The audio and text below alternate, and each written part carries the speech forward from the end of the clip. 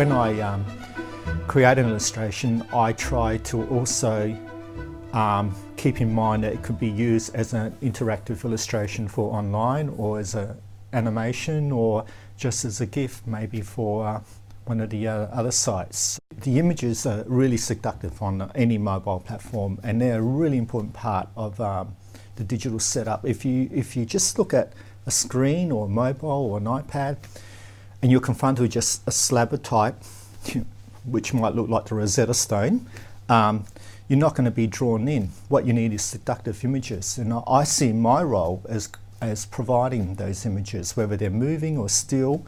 They need to draw the eye in, they need to lead the eye to the story, accompany the story, tell the other side of the story, or in some cases the story will help the image, and sometimes the other way around. Yeah, so it's a very important part of the new digital media.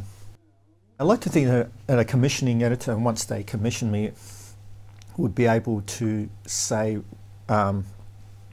we need this image, and in return I can offer a package of that image on different platforms, say as an interactive illustration, stroke graphic, a print version, and perhaps a video animation.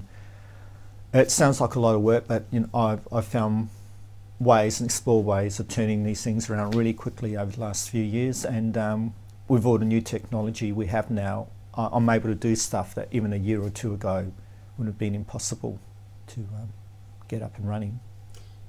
Well, the tools I'm using along the way are various applications like Photoshop, After Effects, Final Cut, and a few others. And whereas I would just draw straight onto paper, and then someone else would scan them in, and that, I wouldn't have anything to do with that end of it. Now I virtually do it all myself. I draw, I scan in, and once I started scanning in stuff, I realised that I could probably process the whole thing myself in Photoshop, and using those tools actually extended my curiosity into trying to extend the life of my work. So that the life of my work went beyond print and into the digital sphere. So those tools, those new tools, have been essential in me extending my career. We're pretty blessed to have a Prime Minister that is an absolute delight to draw, and he makes all sorts of mistakes and gaffes which are fantastic.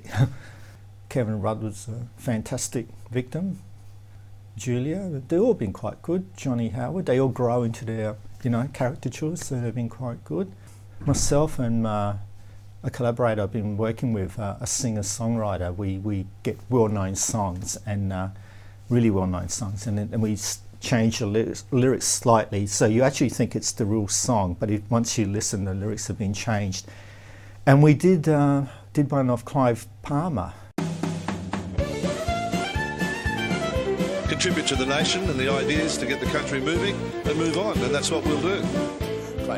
He had a phone call, and it was from the Guardian, the Australian Guardian, saying, we don't know if you know, but Clive Palmer has used your video to launch his campaign, his election campaign. And we thought it was some kind of joke.